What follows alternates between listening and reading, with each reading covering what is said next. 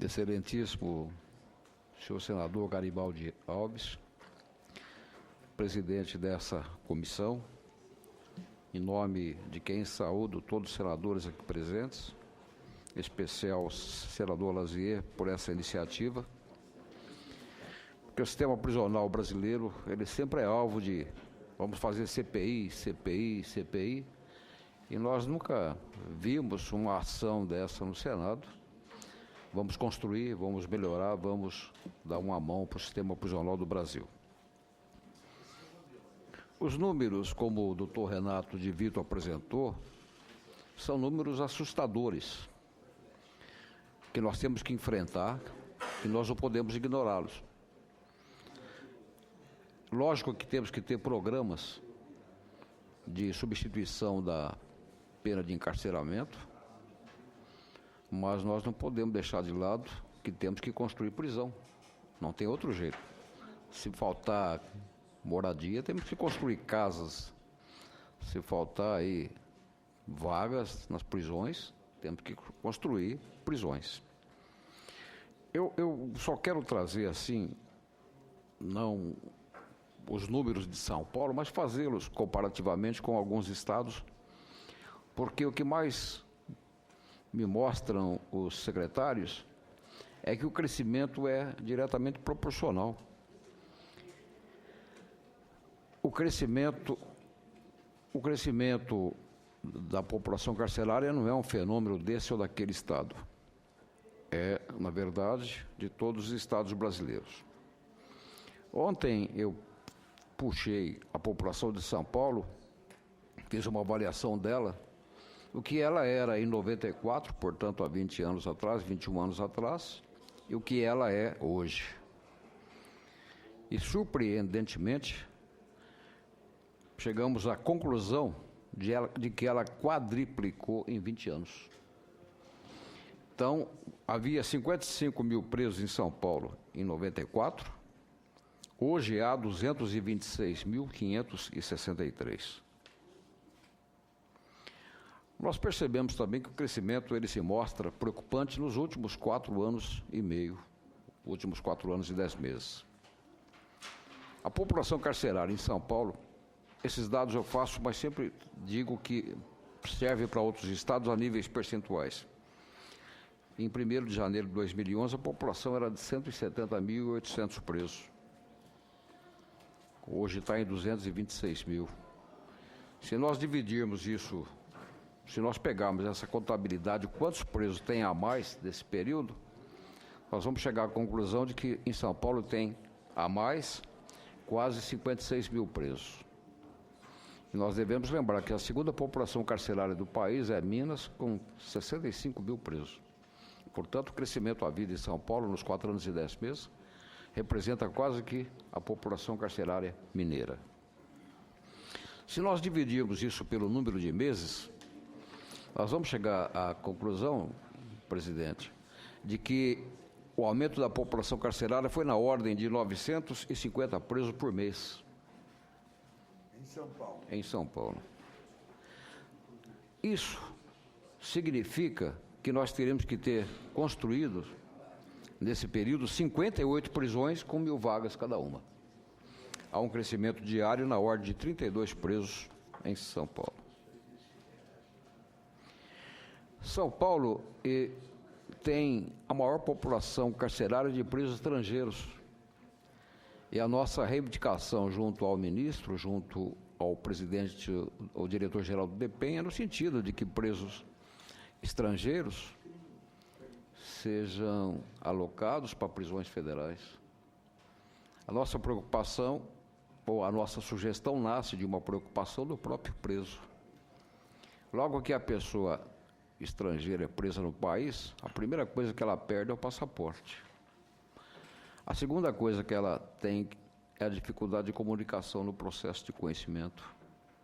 A terceira é o relacionamento do preso aqui no Brasil com a família no país de origem. O quarto, que todas as medidas que têm que ser adotadas quando essa pessoa for embora após o cumprimento da pena, também passa pelas repartições federais. São Paulo tem 2/3 dos presos estrangeiros do país. O que nós temos também, que sempre reivindicamos, nós achamos que os presos condenados exclusivamente pela Justiça Federal devem estar em prisões federais. Esse é o nosso pensamento, porque toda a execução da pena é feita por juiz federal.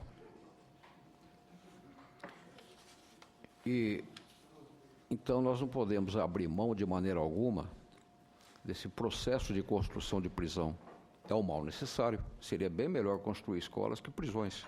Mas a demanda que se tem hoje, não é demanda futura, mas sim a demanda reprimida, é de que há necessidade de construir prisões. Somos muito criticados porque a pena está sendo cumprida de maneira indigna ou desumana. Mas nós precisamos de recursos, nós precisamos de gente, nós precisamos de programas para que este estigma que se estabeleceu seja dissipado. Eu tenho, às vezes a gente que trabalha no sistema prisional recebe críticas e mais críticas, mas eu costumo dizer para o preso, os únicos caras que cuidam de vocês é a sua mãe e nós. A mãe, porque é um dever de mãe, é uma coisa que está intrínseca na mulher mãe, e nós que ficamos todos os dias buscando aí melhorias para a população carcerária. E é lógico que temos que combater o crime organizado, que temos que ter disciplina e ordem nas prisões, que temos que ter disciplina junto com os funcionários. Eu fiz ontem, senador, e me desculpa pelo pouco tempo que tive, contato com alguns secretários de outros estados. Alguns se posicionaram por escrito, outros me ligaram, outros ficaram de mandar uma mensagem, me ligaram hoje de manhã. A reivindicação do pessoal, dos secretários, isso, resumindo, seria a construção de prisões. Há dificuldade para se construir prisões? Sim. Há alguns pontos de estrangulamento? Tem. O que nós temos que fazer? Através da Comissão de Infraestrutura, aparar essas arestas e liberar esse caminho. Nós começamos pela resolução do CNPCP, número 9/2011, que ela traz lá, eu não tiro da resolução seu mérito, mas para a realidade brasileira eu a vejo uma resolução tanto quanto exigente. A resolução exige que se tenha muitas áreas livres, muitos vãos livres, para que os presos transitem, para que os presos tenham culto, para que tenha escola. Nós concordamos com tudo isso. Só que temos que compactar as prisões, não torná-las umas prisões enormes. Então nós teríamos que rever essa resolução do CNPCP a uma realidade brasileira, a uma realidade que vivemos hoje com os presos que temos e com a economia que possuímos. Não dá para nós fazermos uma prisão que fica quase que 20% mais cara no seu conjunto arquitetônico e que fique com 20% de capacidade populacional. Para a realidade brasileira, isso é impossível. Nós temos também que acertar algumas questões junto à Caixa Econômica Federal. Não digo em São Paulo especificamente, mas vejo alguns colegas que fazem até propostas. Por que o recurso tem que transitar pela Caixa Econômica Federal? Não poderia transitar também pelo Banco do Brasil? Não poderia ser fundo a fundo?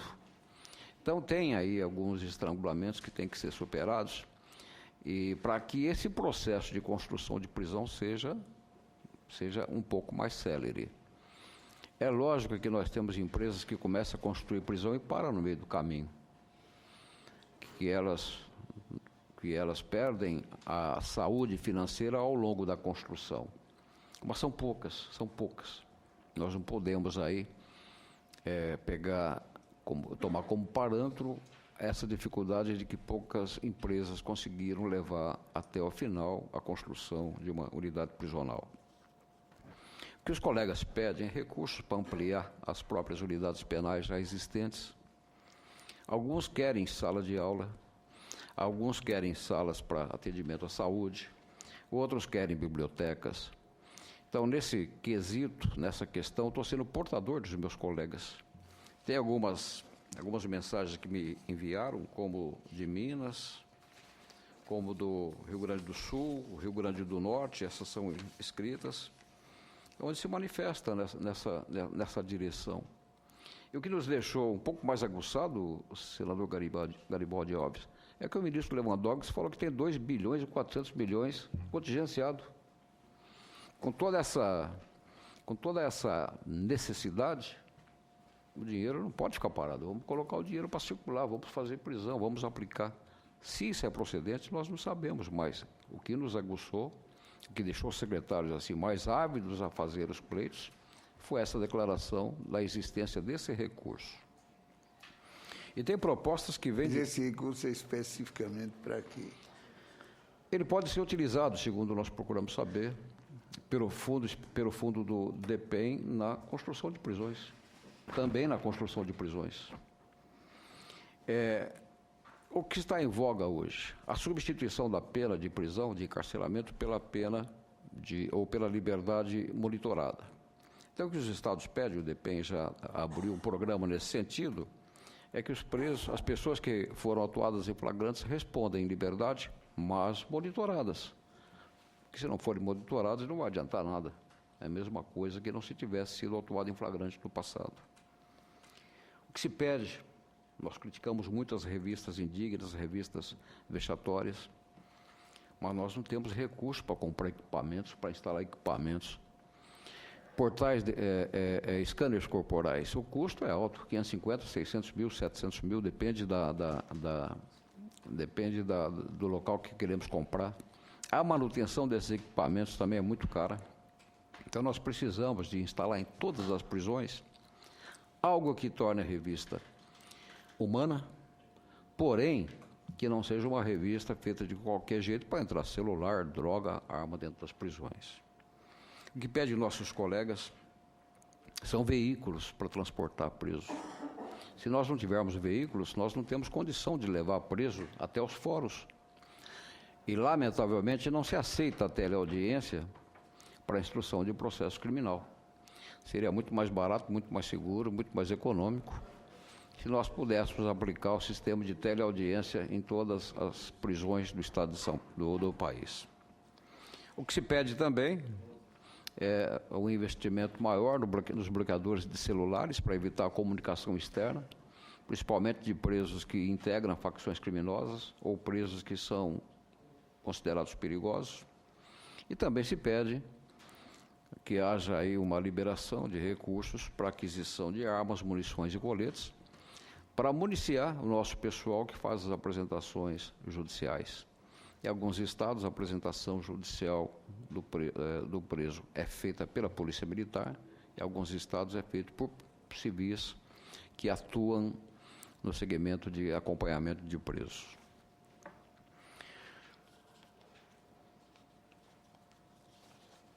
Nós temos uma preocupação grande, enquanto administradores do sistema prisional. Se nós não acabarmos com a droga vai acabar com as famílias. Certa feita, uma advogada, que nosso amigo Renato conhece, que é a Adriana Martorelli, falou, poxa, todos aqueles usuários de drogas que tinha na Praça da Sé aqui em São Paulo, limparam a Praça da Sé. Onde que estão eles? Estão lá no seu CDP de Pinheiros. Eu falei, Adriana, mas isso é verdade? É verdade. Eu frequentava a Praça da Sé, tratava dessas crianças, elas estão lá no CDP de Pinheiros. Aí eu pedi para a minha equipe fazer um levantamento num só mês, de 15 de abril a 14 de maio de 2015, saber que tipo de preso que entrava nos CDPs da capital, nos centros de detenção provisória da capital. E nós verificamos que dos homens que entravam nos CDPs da capital, 25,27% era de pessoas que estavam portando drogas, foram presos por porte de drogas. E 10,7% são pessoas que praticaram outros delitos para poder manter o vício. Quais são outros delitos? Furtos, roubos, para conseguir dinheiro e comprar droga. E nos tráficos de drogas era mais ou menos igual a promoção do supermercado. Leve 3, pague 2. Ou seja, o traficante pega 6 bolinhas, o pequeno traficante pega 6 bolinhas, vende 5 para ficar com uma.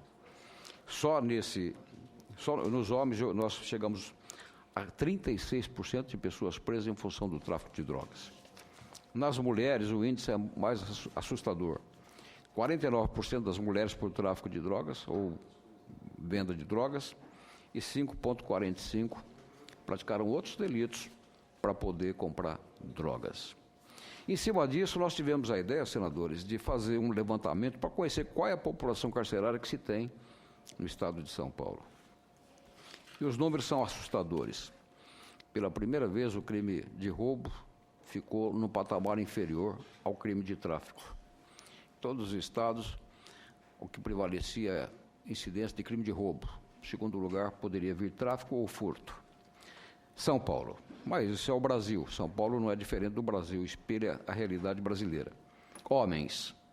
37% dos homens presos em São Paulo. O levantamento abrangeu 220 e poucos mil presos.